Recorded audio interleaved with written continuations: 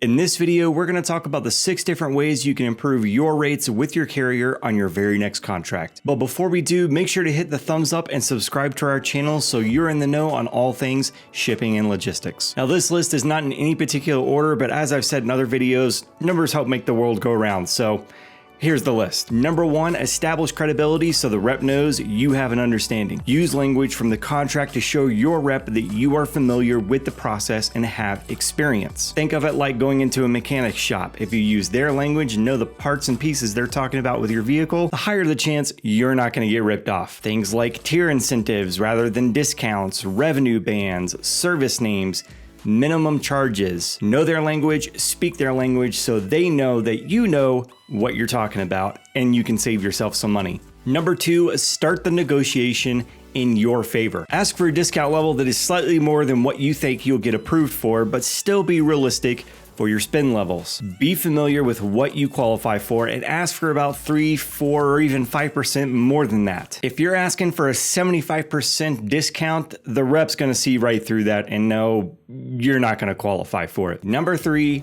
don't cry wolf. Be honest with the bidding war. Don't lie about what another carrier has proposed. If you say X carrier is giving me a 50% discount and the carrier you're negotiating with says they can't do that and they see your shipment count is not going down, you have lost all credibility and you're dead in the water. And number 4, read all of the gotchas and determine which ones are most important for you. Now, you're not gonna get them all, but you should be familiar with all the fine print and the gotchas that could be laid out in the contract. For example, things like what is the minimum charge and measure the impact of this. Minimum is X amount even if it's going across the street because the driver has to get out of the truck twice, scan something, and move on with their day. Dim divisor, which is low density items of things that do not weigh very much. Larger the dim divisor, the more it benefits you. Smaller it is, higher rates you're going to pay. Keep track of it and know the threshold. Additional handling for oversized items. This could put you out of business if you don't have it dialed in with the carrier. This is one of the easiest places to improve your discounts. Are there pickup fees for things like your ground services? Air freight might get a concession for this, like large international shippers, but lower the spend you have with the carrier, the more likely you're going to get hit with this. Residential delivery fees are more likely going to be waived on premier services on higher volume shippers, but for those lower volume shippers, this is another one that might get you. Are there revenue bands? How much will it increase if I increase my volume? What about decrease? How long is the rolling average? As businesses grow, they don't look at going backwards and think about what can happen if they don't ship X amount of packages. Minimum volume commitments. How safe and how much of a buffer can you make on that? Think of seasonal businesses.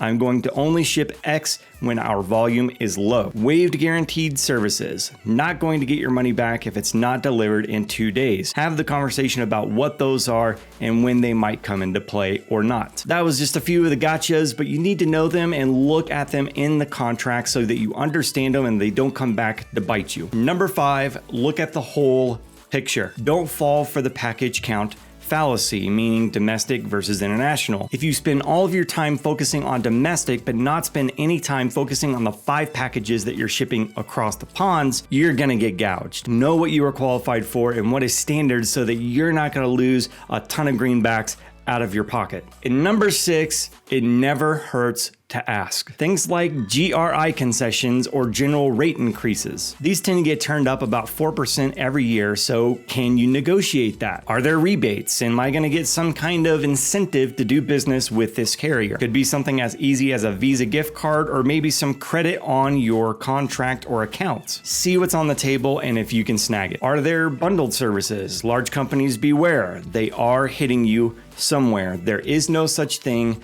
as a free lunch. Ask for the details on those bundled services so that you know what exactly is in every single one of them. Those are 6 ways that you can improve your rates with your carrier on your next contract. I want to hear from you. What are some of the things that you're struggling with on your contract with your carrier? Leave those in the comments section below. Thanks for watching. Hit the thumbs up if you like this video and make sure to subscribe to our channel and click on the bell to get the notifications for every time we upload a new video so that you're in the know on all things shipping logistics.